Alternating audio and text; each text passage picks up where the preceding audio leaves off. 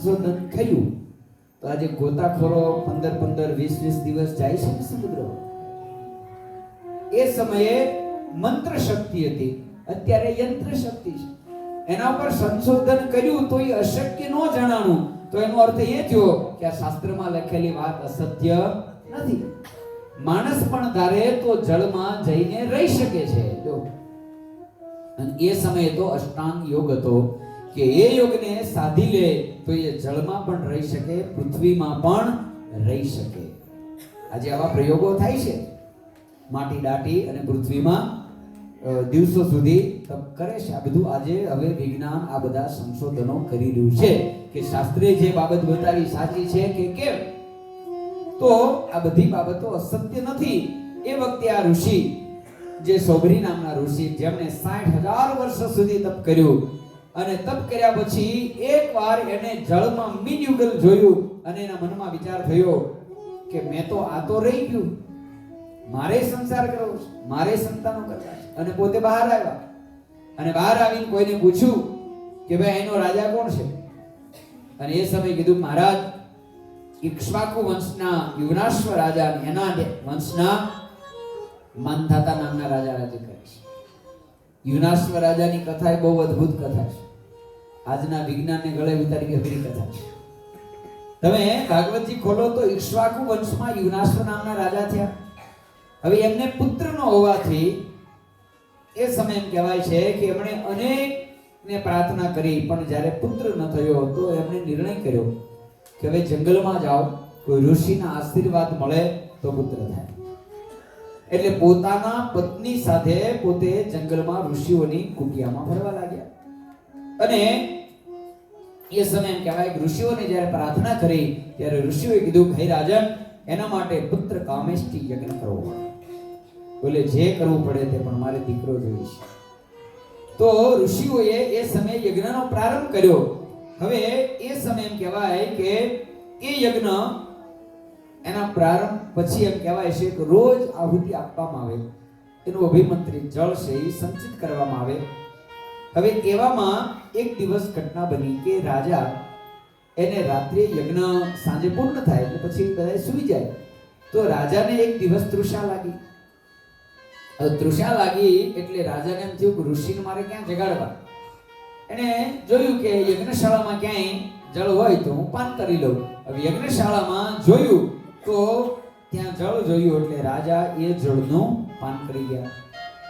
હવે રાજાએ પાન કર્યું. સવાર પડી, સવારે બધા જ પાછા યજ્ઞ માટે આવ્યા અને જ્યાં ઋષિઓએ જોયું જળનું પાત્ર ન જોયું એટલે ઋષિએ પૂછ્યું અહીંયા મેં કાઢે જળનું પાત્ર મૂક્યું હતું, કોણ લઈ ગયું, આ ખાલી કેમ છે?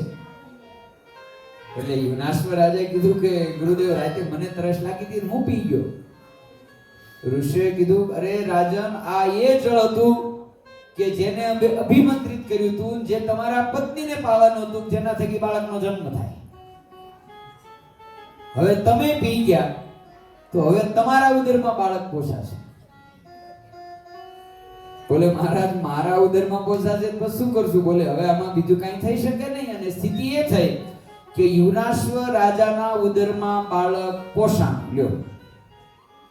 અત્યાર સુધી આ માનત નહીં, પણ હવે આ થયું ને, હમણાં ઘટના બની એટલે હવે આ માનવું પડે કે ભાઈ ના, પુરુષે પિતા બની શકે. અને પુરુષના ઉદરમાં બાળક પોષાણું. અને પછી વિચાર એ જો હવે આ બાળકને જન્મ કેમ આપવો. ઇન્દ્રદેવને બધાએ પ્રાર્થના કરી. ઇન્દ્રદેવ આવ્યા અને ઇન્દ્રદેવે એના પેટનું ઓપરેશન કરી અને એ બાળકને જન્મ આપ્યો. હવે જન્મ તો આપ્યો, પણ પછી મોટો પ્રશ્ન એ આવ્યો કે હવે આ બાળકને સ્તનપાન કોણ કરાવે? માતા છે પણ માતાને તો દૂધ આવે નહીં, બાળકને જન્મ નથી આપ્યો, તો આને સ્તનપાન કોણ કરાવે? એટલે એ સમયે ઇન્દ્રદેવે કીધું કે આલે મારી આંગળી થાય, મામ ધા, એટલે મારી આંગળીને ધાવ એમ કરી ઇન્દ્રએ એ બાળકના મોઢામાં આંગળી આપી અને ઇન્દ્રની આંગળીથી એને દૂધ પીધું અને એટલે એ રાજાનું નામ પડ્યું મામ ધાતા. એટલે મારી આંગળીને ધાવ, એનો અર્થ એમ થાય કે ઇન્દ્રની આંગળીને ધાવીને મોટા થયા એટલે એ બાળકનું નામ પડ્યું માનધાતા. એ માનધાતા રાજા જેણે આ પ્રમાણે મોટા થયા. એમણે શશુબિંદુ નામની શશુબિંદુની પુત્રી બિંદુવતી સાથે લગ્ન કર્યું અને જેના દ્વારા એને 50 દીકરી અને 3 દીકરાનો જન્મ થયો. હવે એ સમયે શોભરી ઋષિ એને જ્યારે આ ખબર પડી કે અહીંયા માંધાતા નામના રાજા રાજ્ય કરે છે અને એને 50 દીકરી છે અને 50 કુંવારી છે, એટલે શોભરી ઋષિ આવી રાજ્યસભામાં જ્યાં આવ્યા, રાજાએ સન્માન કર્યું, સ્થાન આપ્યું અને પ્રાર્થના કરી, બોલો ઋષિ હું આપની શું સેવા કરું? એટલે શોભરી ઋષિએ કીધું કે રાજન, મેં એવું સાંભળ્યું તારે 50 દીકરી છે. બોલે હા ઋષિવર, આપની કૃપાથી મારી ત્યાં 50 લક્ષ્મીજી ભરાયા છે. તો રાજન, મારી લગ્નની કામના છે. 50 કુંવારી છે? બોલે હા. બોલે 50 માંથી એક મારી હારે પૌણાય. હવે રાજા મૂંઝાણા. 60,000 વર્ષ સુધી પાણીમાં બેહીને તપ કરીને આવ્યો હોય, કેવા રૂપાળા હોય. હવે બીજો મોટો પ્રશ્ન એ થાય કે આની હારે પૌણાવી દઉં અને આ રહેવા કાંઈ છે નહીં, આ રે પાણીમાં. આની હારે છોકરી પૌણાવું, છોકરીને ક્યાં રાખ્યા? અને ના પાડું તો આ તપ કરીને આવ્યા છે, શરાબ દે તો આખા રાજના ભૂકા બોલી જાય. કરવું હું? પણ ભાઈ રાજા છે ને, હોશિયાર છે. એટલે રાજાએ હાથ જોડીને કીધું, અરે ઋષિવર, આપ મારી પુત્રીનું વરણ કરતા હોય તો મારી પુત્રીના એવા ક્યાંથી સદભાગ કે આપના જેવા મહા તપસ્વી ઋષિ મારી પુત્રીનું વરણ કરે. પણ ઋષિવર, મારે પ્રશ્ન એ છે કે મારે 50 દીકરી છે. હવે 50 માંથી હું કઈ દીકરી તમારી હારે પરણાવું? એકને પરણાવું તો 49 ને અન્યાય થાય ને. અને મહારાજ, લગ્નનો નિયમ તો એમ કહે છે કે પુત્રીની ઈચ્છાનું માન એમાં રાખવું જોઈએ. માટે મહારાજ, હું પુત્રીનો પિતા જરૂર, પણ એની ઈચ્છા વિરુદ્ધ હું આપની સાથે પરણાવી ન શકું. માટે મહારાજ, આપ એક કામ કરો, મારા રાણીવાસમાં પધારો, હું મારી 50 દીકરીને બોલાવું. જે પુત્રી તમારી હારે રાજેપે પરણવા હા પાડે એને હું તમારી હારે પરણાવી દઉં. એ રાજાએ મનમાં વિચાર કર્યો કે નિયમ તો એ છે, કન્યા વરયતે રૂપ. કન્યા તો રૂપ જ જોવે. આપણા શાસ્ત્રોની ઉક્તિ છે, કન્યા વરયતે રૂપ માતા વિત્તમ. માં શું જોવે? મહિને પગાર કેટલો છે. પિતા સુતમ, બાપ શું જોવે? છોકરો કેવો છે ઈ કયો. 5 પૈસા ઓછા વધતા લાવતો હશે તો હાલશે, પણ છોકરો કેવો છે? આજે હકીકત એ છે કે આ શાસ્ત્ર પ્રમાણે લગભગ કોઈ જોતું નથી. તમે ઈ જોવો, બંગલો છે, હા, કેટલા કમાય છે, બેંક બેલેન્સ છે, હા, ગામડે ઘર છે, હા, ગામડે જમીન છે. પાછી અમારી છોકરી ખેતી નહીં કરે, લે તો જમીન હું તારે કરવી છે? આ બધું તમે જો, ઘરની ગાડી છે પણ ભલામણા હવે બધું લોન માથે મળે. બધું લોન માથે લઈ આવશે, પણ બધું હપ્તા નહીં ભરાય તો બેંક વાળા પાછું લઈ જાય, પછી હું તમને છોકરી પાછી લઈ આવશે. પણ હકીકતમાં દીકરીને જ્યારે દેવાની થાય ત્યારે સંસ્કાર સૌથી મહત્વના છે. જો સંસ્કાર હશે તો કદાચ રૂપિયા નહીં હોય તો પણ તમારી પુત્રી સુખી થશે. અને ગમે એટલા રૂપિયા હશે પણ છોકરામાં સંસ્કાર નહીં હોય તો કેમ સુખી કરશે? તો એ સમયે રાજાએ મનમાં વિચાર કર્યો કે પુત્રી જ ના પાડી દેશે તો મારે ના પાડવાનો સવાલ નહીં આવે. એટલે એ સમય એમ કહેવાય કે રાજાએ જ્યારે ઋષિ પાસે આવો પ્રસ્તાવ મૂક્યો, ઋષિ મનમાં સમજી ગયા કે બેટા તું શેર તો હું હવા શેર, મને ખબર છે કન્યા વરે તે રૂપમ, કન્યા તો રૂપ જ જોવે. તો એ સમયે શૌભરી ઋષિએ પોતાના 20,000 વર્ષનો તપ મૂકી અને રૂપ નામદાર બની ગયા. અને પછી એમ કહેવાય કે 50 કન્યાઓની સામે જ્યારે આવ્યા, 50 કન્યાઓએ જ્યારે સામે આવીને શૌભરી ઋષિનું રૂપ જોયું અને રાજાએ કીધું, ભાઈ પુત્રીઓ, આ ઋષિવરને લગ્નની ઈચ્છા છે, બોલો તમારામાંથી જેની ઈચ્છા હોય એને આમની સાથે પરણાવો. અને એ સમયે 50 કન્યાઓ બાંધવા લાગી. અયમ મે પતિર ભવિષ્યતિ, અયમ મે પતિર ભવિષ્યતિ. અંદરો તારો નહીં, મારે અહીંયા પણ બોલું કે મારે પણ. અને 50 જ્યારે અંદરો અંદર લડવા મળી એટલે એ સમયે શૌભરી ઋષિએ કીધું, ચિંતા નહીં કરો, બાધોમાં 50 આવો. રાજાએ કીધું, ઋષિવર આ 50 ને લીધી રાખશો ક્યાં? બોલે રાજન ચિંતા ન કરજે, 50 ને અરે પૌણી હકે એ 50 ને હાચવાની તાકાત એ રાખતો જ હોય. અને એ સૌરી ઋષિએ પોતાના બીજા 20,000 વર્ષનું તપ મૂકી અને 50 બંગલાઓનું નિર્માણ કર્યું. પણ ખાલી બંગલે થોડું થઈ જાય. આપણે આ તૈયાર થઈ ગયું, પણ આમાં હવે બધું જે મેન બાકી રહ્યું છે એટલે આ ગોઠવું હો. ઓહો, ગ્રેજન ખિસ્સા પૂછજો માથા. આવું ઊભું થઈ ગયું, પૂરું થોડું થઈ ગયું. હવે જ આમાં બધું મહત્વનું બાકી છે ભાઈ. ખોખું તો તૈયાર થઈ જાય, પણ એને શણગાર છે ને ઈ ઝઘડા પડે. એટલે આપણે મેન આયોજન આજે શણગાર બાકી છે એના માટેનું છે. એટલે હો ઘરે જાવ એટલે તમારી તેજુરી પૂછી લેજો કે આપણી કેવી સગવડતા છે. પણ એક વાત એટલું કહીશ કે જો આપણે આ મંદિરનો જ્યારે પ્રારંભ કર્યો, આપણે ક્યાંય બહારગામથી ફાળો નથી લાવ્યા. તમે બધા આપ્યો છે, તો જેણે આપ્યો એને અત્યારે વ્યાજ ભરવું પડે છે કે ભાઈ મેં મંદિરમાં 50,000 લખાવ્યા હતા, ઉશીના લઈને આપ્યા હતા, હજી એનું વ્યાજ ભરું છું. આવું કોને છે? બોલો પ્રભુદત્તભાઈ, નથી યાદ ભરતા? વ્યાજ નથી ભરતા નહીં. જે તમે દાન કર્યું એનું તમારે વ્યાજ ભરવું પડતું. જેણે આમાં આપ્યું કે બધાને ઠાકોરજીએ રિટર્ન કરી દીધું. પણ આપણી સ્થિતિ કેવી છે ખબર? કે નાનું બાળક હોય ને, કાલ સર્વમંગલ સમયે ચોકલેટ આપતા હતા, તો એક બાળકને તમે 2 ચોકલેટ આપી દો અને પછી ઈ જ મિનિટ એને કહો ને એક મન દે તો એમ આપણું એવું છે. ઠાકોરજી આપણને આપી દે પછી ઈ જેમ કે ને બેટા આમાંથી એટલું દે તો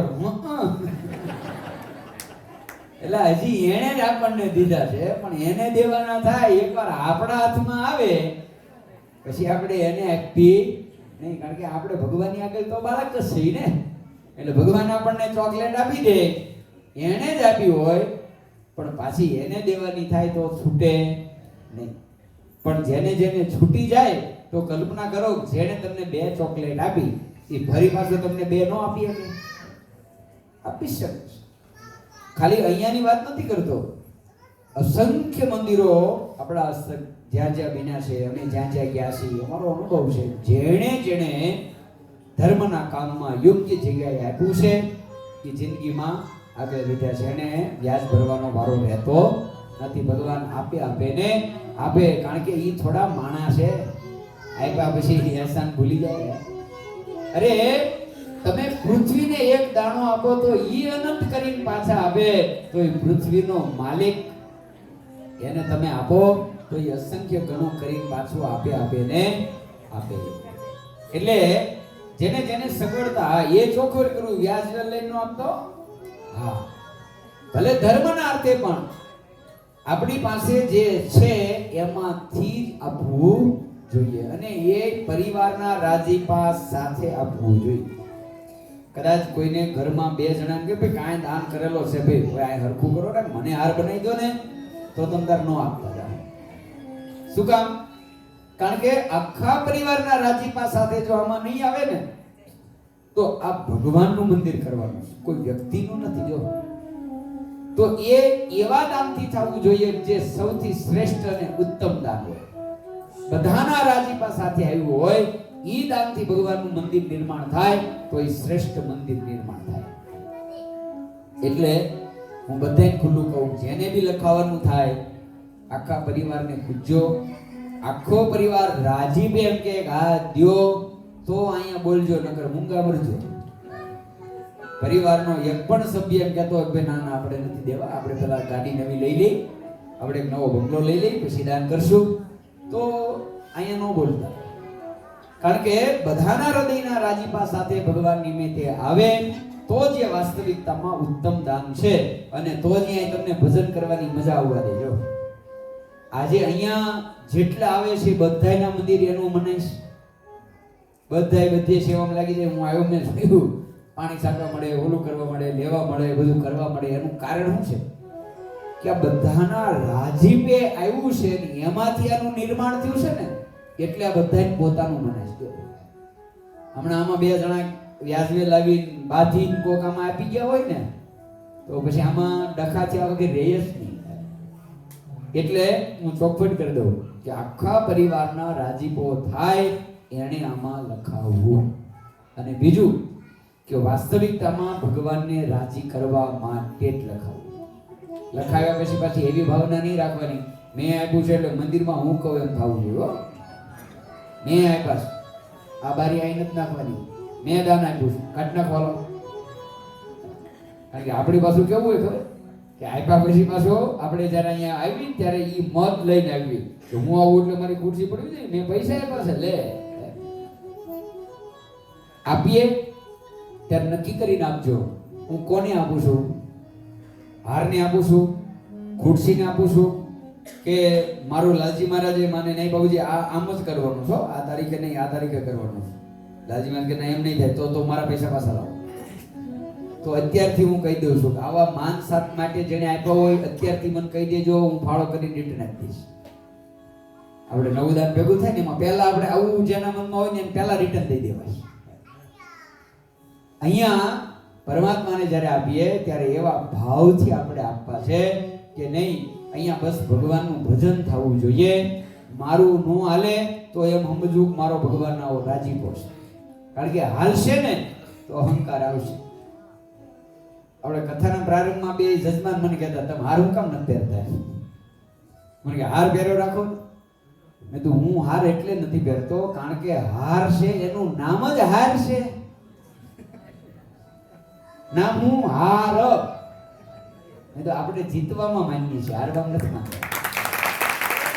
અને હારમાં એ તાકાત છે ભલ ભલાને હરાવી દે. હારમાં એ તાકાત છે કે ભલ ભલાને હરાવી દે. એટલે હારની કામના બિલકુલ ન રાખતા. મને હાર નો પહેરાવ્યો, મારું નથી મંદિરમાં હાલતું, મારું નથી માનતા, આવી ભાવના રાખવી નહીં. આવી ભાવના હૃદયમાં જો ઉમટે તો અત્યારથી કહી દેજો, તો વહેલું નીકળી જવું અને ભગવાનને પ્રાર્થના કરવી ભગવાન આવી ભાવના હરખી થાય પછી આપણે પાછા દાન કરશું. કારણ કે આવી ભાવના સાથે અપાશે. તમે જો ગઢડામાં જો આપણે તો છતાંય મનો કે લેખ બી નાખતા હોય, ક્યાંક નામ બી લખતા હોય, જાહેરાતમાં નામ બી બોલતા હોય, પણ દાદા ખાચરે દરબારગઢ લેખિત કરીને આપી દીધો. ક્યાંય ગઢડામાં આવીને ચેક કરીને મને બતાવજો દાદા ખાચરના નામનો લેખ હોય. દરબારગઢમાં ક્યાંય લેખ છે કે આ દરબારગઢ દાદા ખાચર એના પરિવારે ભગવાન સ્વામિનારાયણને કૃષ્ણાર્પણ કરેલ છે, તારીખ 100/100. ક્યાંય લેખ જોયો? છતાંય આજે તમે જાઓ તો કયો શું? દાદાના દરબાર. પરમાત્માને જ્યારે આપણે આપીએ પછી એના ઉપર આપણો અધિકાર રહેતો નથી. હું એમ કહું ભગવાન જ આપણને આપે છે પછી એ હક જતાવે છે. હકીકત એ જ છે, ચોકલેટ જેવું જ છે, એ જ આપણને દે, પણ જેવી આપણા હાથમાં આવે એટલે કે હવે મારા બાપની. એટલે વાસ્તવિકતામાં સાચું દાન એનું વાસ્તવિકતામાં ફળ જોતું હોય તો આપ્યા પછી એનું રિટર્ન લેવાની આશા નહીં રાખશે. આપણે મોટા ભાગે પછી માનના રૂપમાં, સન્માનના રૂપમાં, મારું બકેના રૂપમાં આપણે કાંઈ ને કાંઈ પાછું લેવાનો પ્રયત્ન કરીએ છીએ. પણ મંદિર એવી જગ્યા છે કે ત્યાં તમે જ્યારે દાન આપો ત્યારે એ ભાવ સાથે આપો.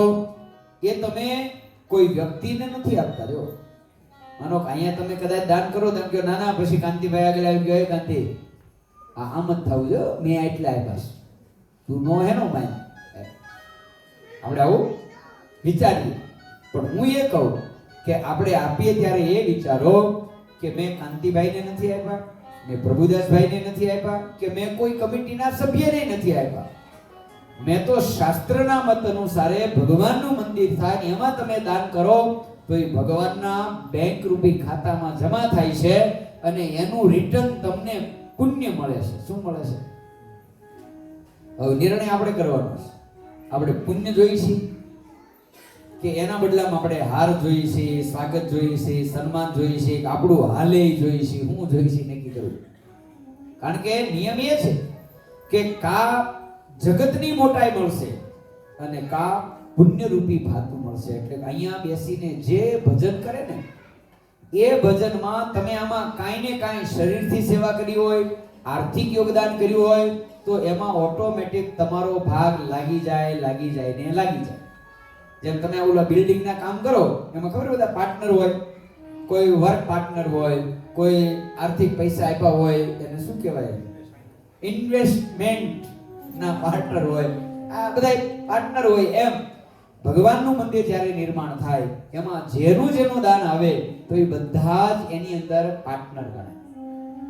પણ એ જો કામના એ રહિત થઈને આપો તો, અગર એમાં તમે કામના રાખો કે ભાઈ હું દાન આપું પણ મને ટ્રસ્ટી બનાવો, હું દાન દઉં પણ પછી હું કહું એમ કરવાનું હોય તો, હું દાન દઉં પણ પહેલો હાર મને મળવાનો હોય તો, હું દાન દઉં પહેલી ખુરશી મારી પડવાની હોય તો, હું દાન દઉં પણ હું કહું એમ તમે બધાય હાલો એમ હો તો એના બદલામાં શું મળે?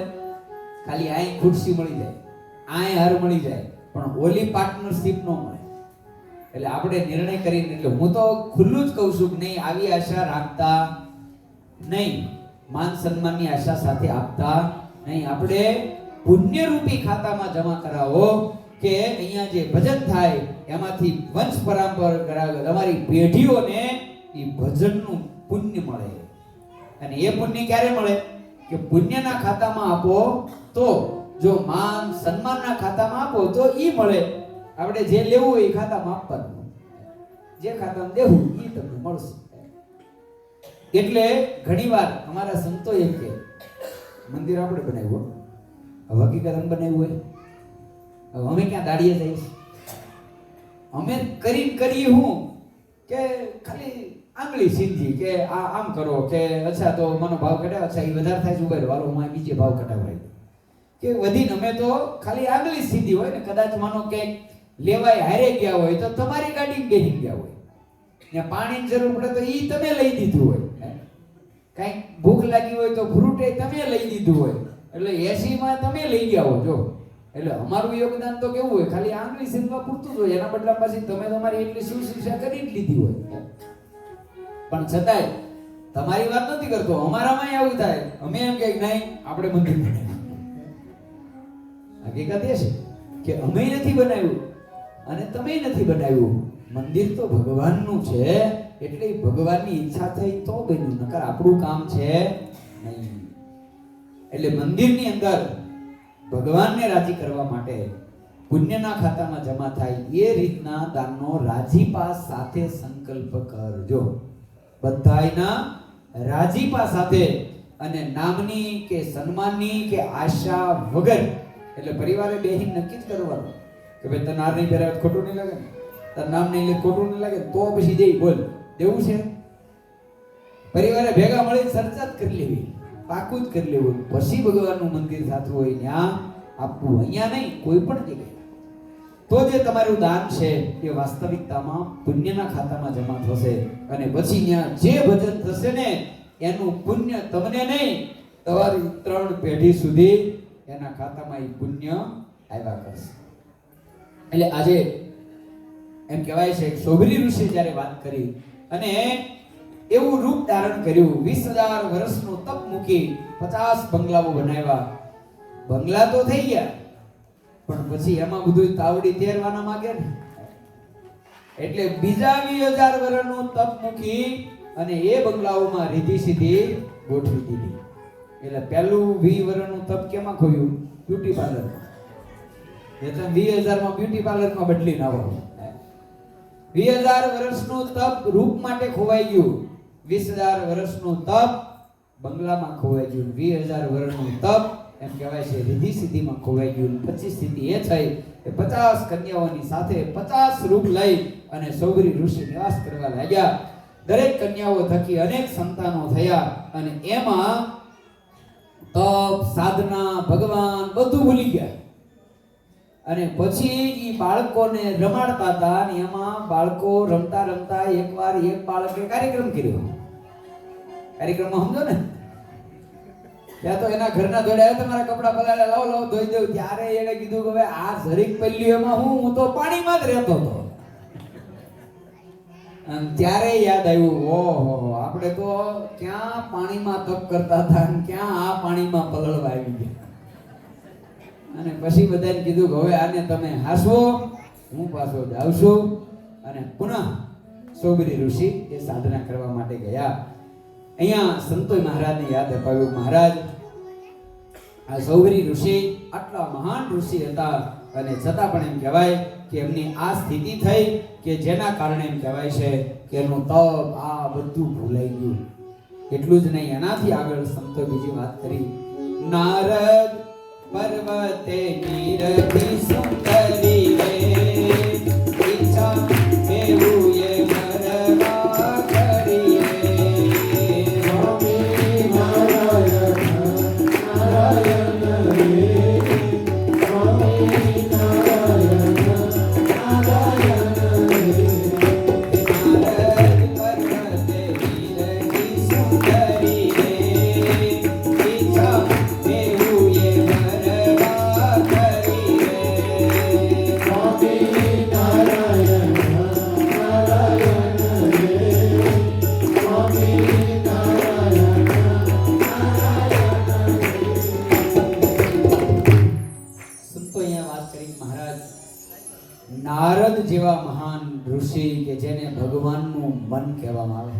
નારદ એટલે જે ભગવાનનું મન માનવામાં આવે, આવા નારદ અને પર્વત ઋષિએ પણ એમ કહેવાય કે કન્યા જોઈ વરવાની ઈચ્છા થઈ અને એમાં મામા ભાણી એમ ડખો થયો હતો. નારદ અને પર્વત આ બંને મામો ભાણીઓ છે, ખબર છે? નારદ ઋષિ બ્રહ્માજીના માનસ પુત્ર છે અને પર્વત ઋષિ છે ને એ બ્રહ્માજીના માનસ પુત્રી જે ઋષિકા એના દીકરા છે. એટલે નારદ અને પર્વત આ બંને હગા મામો ભાણીઓ છે. હવે એ સમયે જેવા પર્વત મોટા થયા એટલે ઋષિકાની ઈચ્છા હતી કે મારો દીકરો પણ એના મામા જેવો મહાન ઋષિ થાય. એટલે એણે નારદને બોલાવીને કીધું, ભાઈ મારા છોકરાને તારે તારી જ ભેગો રાખવાનો છે. એટલે મામો ભાણીઓ હારે રહેવા મળ્યા. બે હારે સાધના કરે, બે હારે તપ કરે અને પછી બંને નક્કી કર્યું કે આપણે એકાબીજાના મનની વાત છુપાવવી નહીં. તારા મનમાં જે વિચાર આવે તારે મને કહેવો, મારા મનમાં જે વિચાર આવે હું તને કહીશ. આમ કરીને મામો ભાણીઓ બે હારે રહેવા મળ્યા. હવે એવામાં એક દિવસ નારદજી એ ફરતા ફરતા દધીચી અને સુવર્ચા દેવી જ્યાં સાધના કરી રહ્યા છે ત્યાંથી નીકળ્યા. અને એ સમયે બરોબર બંનેના તપથી શિવજી ત્યાં પ્રગટ થયા. બંનેને વરદાન આપ્યું. હવે આ દધીચી ઋષિને શિવજીએ વરદાન આપ્યું, તમારું અંગ છે એ આખું વજ્રનું થશે, તમારું આખું શરીર વજ્રનું થશે. હવે આ પ્રમાણે વરદાન આપીને શિવજી ગયા ને એટલે નારદજીએ જ્યારે આ ઘટના જોઈ એટલે નારદજીના મનમાં વિચાર થયો કે મારું તપ તો હુંય કરું ને મારા ભાણીઓય કરે છે, મામો ભાણીઓ બે કરી, પણ હારું ભગવાન આપણને આટલા ઝડપથી મળતા નથી, વરદાન દેતા નથી, તો આને કેમ દીધું? એટલે પછી એને એમ થયું ગચ્છા છે કે એને સજોડે તપ કર્યું ને એટલે જલ્દી ભગવાન રાજી થયા. એટલે નારદજીના મનમાં વિચાર થયો કે મારું મારે જો ઘરવાળી હોય ને અમે બે જણા હારે રન તપ કરીએ ભગવાન જલ્દી મળે હો. આવો મનમાં સંકલ્પ થયો. હવે સંકલ્પ થયો પણ બંને મામા ભાણીએ નિર્ણય કર્યો હતો જેના મનમાં જે સંકલ્પ ઉઠે એ કહેવાનો. પણ નારદજીને એમ જો ભાણિયાને આવું ન કહેવાય, એને મારામાં પ્રેમ છે, મારા મામા બહુ મોટા ઋષિ છે, હવે એને હું કહું કે મને આવો વિચાર આવે છે તો એ સારું ન કહેવાય. એટલે એને પર્વતને આ સંકલ્પ કીધો નહીં. અને નારદજીના મનમાં આ વાત ઉઠી ગઈ, મારું પૌણું છે, સજોડે તપ કરવું છે તો જલ્દી ભગવાન રાજી થાય. એમાં બીજો ભાવ નથી, ભાવ માત્ર કેટલો છે કે તો ભગવાન જલ્દી મળે. હવે આવી રીતના ભગવાનના મનમાં ભગવાનને ખબર પડી ગઈ કે આ નારદના મગજમાં ખોટું આવ્યું છે, આનું નિરાકરણ કરવું પડે. એટલે પછી નારદ અને પર્વત આ બંને ફરતા ફરતા જઈ રહ્યા છે. એ સમયે ભગવાને એક સરસ મજાની નગરીની રચના કરી. બંને આ નગરી જોઈ એટલે નારદ અને પર્વતે કીધું કે આપણે બધી નગરીમાં નારદજી તો બધાય રાજાઓને મળે ને, એટલે એમ થયું કે આ નગરીમાં આપણે ગયા નથી. બે જણા નીચે ઉતર્યા, પૂછ્યું કોનું રાજ?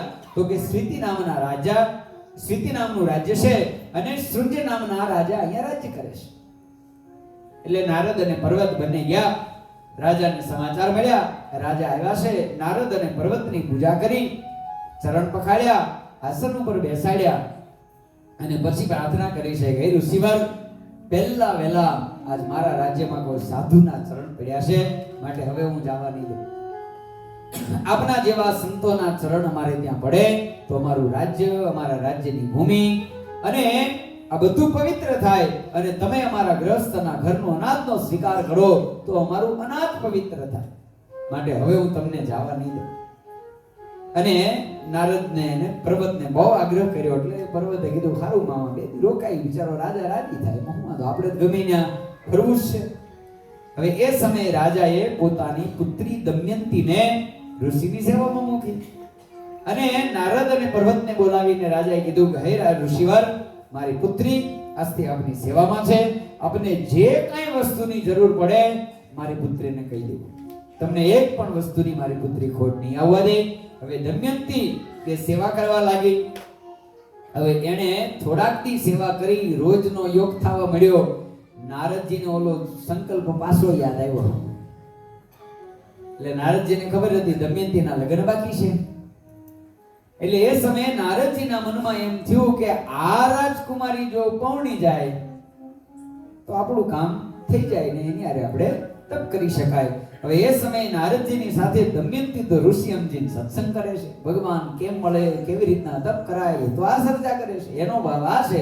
પણ નારદજીના મનમાં પહેલો સંકલ્પ થયો કે બે એને તપની ઈચ્છા છે, મને તપની ઈચ્છા છે, એને ભગવાન મેળવવા, મને મેળવવા, આપણું બેયનું જોડલું જામી જાય, બેયનું જામી જાય.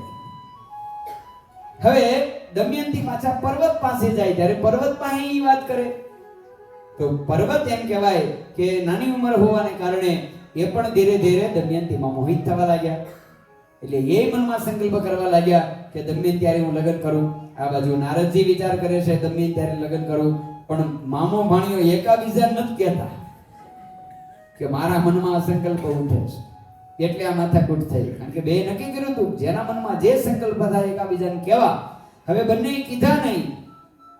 અને એ સમયે રાજાએ, સંજય રાજાએ આવીને કીધું છે કે ઋષિવર, આપ મારે ત્યાં પધાર્યા છો તો પછી મહારાજ મારા ઉપર એવી કૃપા કરો, અમારી પુત્રી આપની સેવા કરે છે, એને આશીર્વાદ આપો કે એને ખૂબ સારો પતિ મળે, ભગવાનને ભેટાડે આવો એને સરસ પતિ મળે, આવા એને આશીર્વાદ આપો. એની સેવાથી જો રાજી થયા હોય ને તો મારી દીકરીને આવા આશીર્વાદ દો. એટલે એ સમયે નારદજીએ કહ્યું છે કે હા જાઓ, આપની પુત્રીને ખૂબ સારો વર મળશે. અને એના માટે નારદજીના મનમાં વિચાર થયો હવે મારે લગ્ન કરવું છે.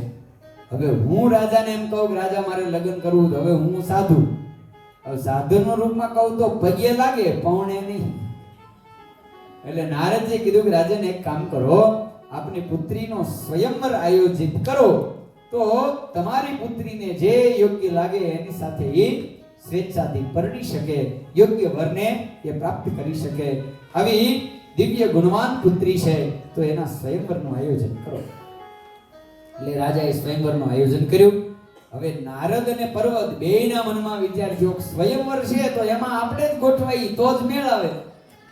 એટલે મામા ભાણીએ બે રજા લીધી કે તો રાજા હવે અમને રજા આપો. રાજા કે અરે પણ આ સ્વયંવર કરી જાવ ને. બોલે ના ના, હવે એ લગ્નમાં અમારું સાધુનું શું કામ છે, અમને જવા દો.